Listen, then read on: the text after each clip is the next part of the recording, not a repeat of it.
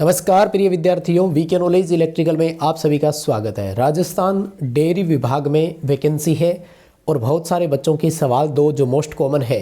एक तो एक्सपीरियंस कौन सा एक्सेप्ट होगा, कौन सा चलेगा, और दूसरा कि क्या हम एक से ज़्यादा पदों के लिए अप्लाई कर सकते हैं क्या। अगर कर सकते हैं तो वो कौन कौन से पद हैं जिनके लिए हम भर सकते हैं। सो आज की इस वीडियो में हम आप सभी के लिए बात करने वाले हैं। कंप्लीट वीडियो लास्ट तक जरूर देखना। चैनल से पहली बार जुड़े हैं तो सब्सक्राइब कर लीजिए। इसी तरह का अपडेट, कंटेंट और न्यूज़ नोटिफिकेशन इस चैनल पर हम आपको प्रोवाइड करवाते हैं। शायद भर्ती से जुड़े हुए हर सवाल का जवाब आपको मिल जाएगा। सो कंप्लीट वीडियो देखना है और बाकी चीज़ें तो डिटेल से बता ही चुके हैं। ऑफिशियल नोटिफिकेशन टेलीग्राम पर प्रोवाइड करवा चुके हैं। Syllabus, exam pattern, previous cut off, इस पर भी वीडियो बना दिया है और टेलीग्राम पर भी कट ऑफ डलवा दी है। अगर आपने टेलीग्राम ज्वाइन नहीं किया हुआ है तो इस वीडियो के डिस्क्रिप्शन में लिंक है, टेलीग्राम को जरूर ज्वाइन कर लेना। आइए सबसे पहले तो एक्सपीरियंस को लेकर बात करते हैं। देखो, इन्होंने क्वालिफिकेशन में ना क्लियर कट लिखा हुआ है। क्या लिखा है कि हमें 2 साल का प्रैक्टिकल एक्सपीरियंस चाहिए। क्या चाहिए? 2 ईयर प्रैक्टिकल एक्सपीरियंस। किसकी बात कर रहा हूँ मैं? इलेक्ट्रीशियन वालों के लिए इलेक्ट्रीशियन से, फिटर वालों के लिए फिटर से, वेल्डर वालों के लिए वेल्डर से मांगा गया है। यानी आईटीआई बेस्ड जो वैकेंसी है उसमें आपसे एक्सपीरियंस मांगा गया है और वो भी प्रैक्टिकली। अब सवाल ये आते हैं एक एक बच्चे का कि मेरा यहाँ है चलेगा क्या, मेरा यहाँ है चलेगा क्या। देखो भाई, वो आपसे डेयरी में इलेक्ट्रीशियन वाला काम करवाएंगे। जनरली डेयरी में क्या होगा, वायरिंग सिस्टम है प्लस मोटर्स है, यानी मशीन सिस्टम बोल सकते हो आप। बस इतना ही काम है। आपने ये काम किया ही होगा, यही काम आपको दर्शाना है।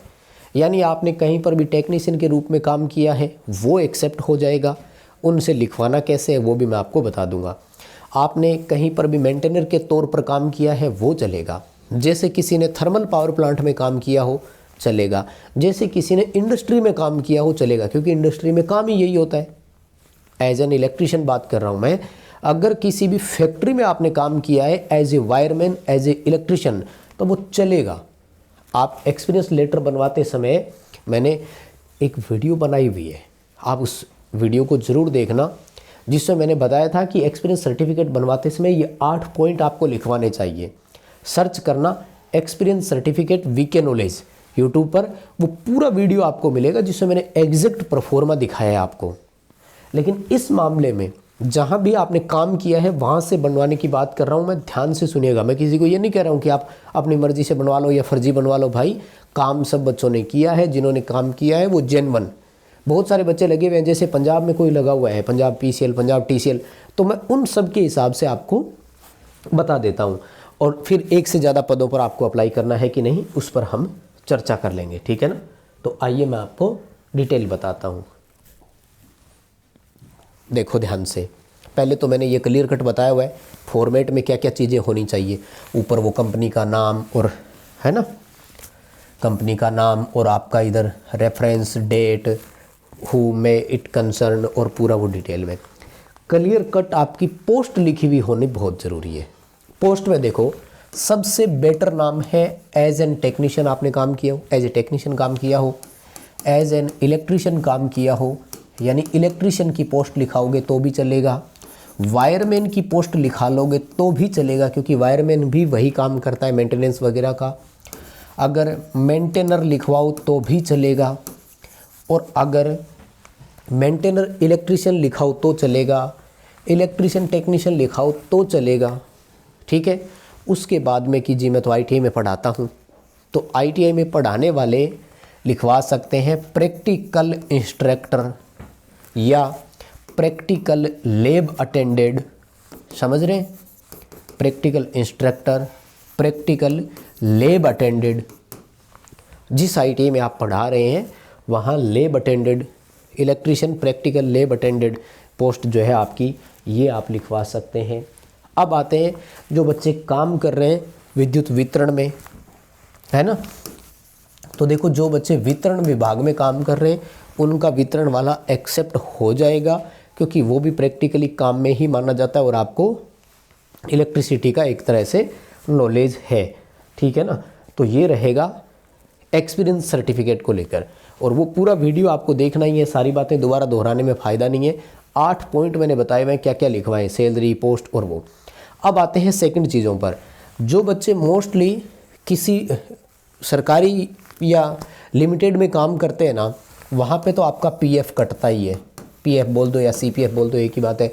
तो ये आपका ऑफिशियल रिकॉर्ड हो गया।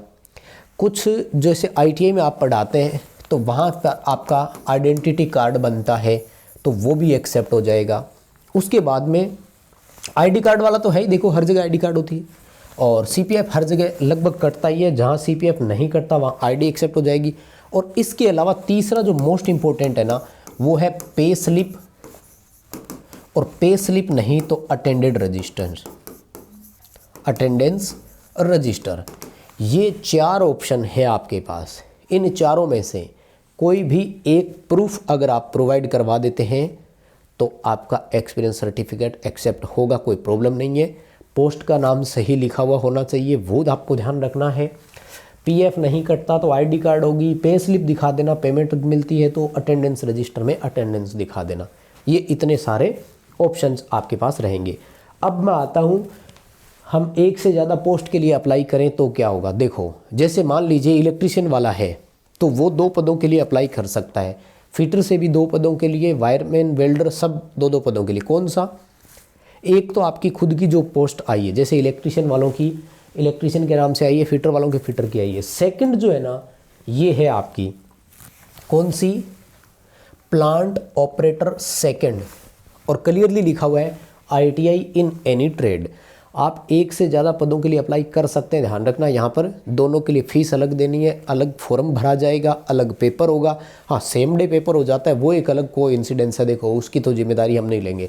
मैं आता हूँ सेकंड पॉइंट पर कि हमारा कहीं फॉर्म रिजेक्ट तो नहीं हो जाएगा क्या। देखो एक ही पोस्ट के लिए 2 अलग अलग क्वालिफिकेशन बेस पर 2 अलग अलग फॉर्म जब आप अप्लाई करते हैं तो वो आपका रिजेक्ट हो जाता है। आपके पास एक क्वालिफिकेशन है, उस बेस पे 2 अलग अलग पदों के लिए 2 अलग अलग फॉर्म आप अप्लाई कर सकते हैं, कोई इशू नहीं आएगा। मैं बता देता हूँ। जैसे मान लीजिए आपने आईटीआई वायरमैन से भी कर रखा है और आईटीआई इलेक्ट्रीशियन से भी कर रखा है, और अब उसी में आप भर रहे हो कि डिसाइड कर लूँगा पेपर किस बेस पे देना है, या डिप्लोमा भी कर रखा है, आईटीआई भी कर रखा है, फिर एक ही फॉर्म भर रहे हो, मतलब 2 बार भर रहे हो एक ही पोस्ट के लिए, वो रिजेक्ट होते हैं। तो आप प्लांट ऑपरेटर सेकंड के लिए भर सकते हैं, या फिटर वाला भी भर सकता है, वेल्डर वाला भी भर सकता है, इलेक्ट्रीशियन वाला भी भर सकता है, इलेक्ट्रॉनिक्स वाला भी भर सकता है, किसी भी ट्रेड से आईटीआई हो आपके पास। ठीक है, अब मैं आता हूं कि आपको दोनों भरने हैं कि नहीं। तो मेरा ओपिनियन है कि आपको हर हालत में फॉर्म अप्लाई करना ही है, दोनों। क्यों अप्लाई करने, आ जाओ मैं आपको कारण बताता हूं। ये है इलेक्ट्रीशियन का सिलेबस। इसमें पार्ट बी आपको पढ़ना है 20 नंबरों के लिए। 10 क्वेश्चन के लिए आपको पार्ट बी पढ़ना है, तो यही पार्ट बी आपका 80 नंबरों के लिए यहां काम आएगा ऑटोमेटिक। 10 क्वेश्चन के लिए इलेक्ट्रीशियन ट्रेड या फिटर ट्रेड या वेल्डर ट्रेड से आप पार्ट बी पढ़ेंगे, वो आपका पार्ट बी ऑटोमेटिक यहां 40 क्वेश्चन यानी 80 नंबरों में कन्वर्ट हो रहा है। एक टॉपिक एक्स्ट्रा जुड़ा है हल्का सा, कौन सा? अर्थव्यवस्था वाला। अर्थव्यवस्था राजस्थान में एग्रीकल्चर, कृषि, पशुधन, उद्योग, ये वाला जो है ना, ये आपके इसमें नहीं था। इलेक्ट्रीशियन बेस पे, फिटर बेस पे अगर आप अप्लाई करते हैं तो आपको इतिहास पढ़ना है, और कला संस्कृति वो पढ़नी है, और भौतिक विशेषताएं, भौतिक भूभाग पढ़ना है, और प्रशासनिक व्यवस्था और लोक प्रशासन, पब्लिक एडमिनिस्ट्रेशन लिया होगा ना बीए करते टाइम है, वही वाला काम आएगा। तो यहाँ देखो इतिहास, कला संस्कृति, भौतिक विशेषता और प्रशासनिक व्यवस्था के बाद यहाँ देखो इतिहास, कला संस्कृति, भौतिक विशेषता, प्रशासनिक व्यवस्था और लोक प्रशासन के अतिरिक्त ये वाला चैप्टर और जुड़ा है। बस इतना सा अलग है।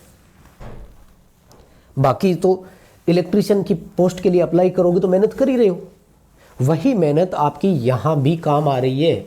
इसलिए मेरा व्यक्तिगत सुझाव ये है कि आप प्लांट ऑपरेटर सेकंड के लिए भी अप्लाई करें। बाकी आपके क्या विचार है हमें ज़रूर बताइए। एक्सपीरियंस सर्टिफिकेट वाला वीडियो ज़रूर देखिएगा, वह कंप्लीट आपको उस पर डिटेल से बताया हुआ है। चैनल को सब्सक्राइब कर लीजिए, वीडियो को लाइक ज़रूर करें और दोस्तों तक पहुंचाइए ताकि जिनके भी ये वाले सवाल हो ना उनको जवाब मिल सके। बहुत धन्यवाद।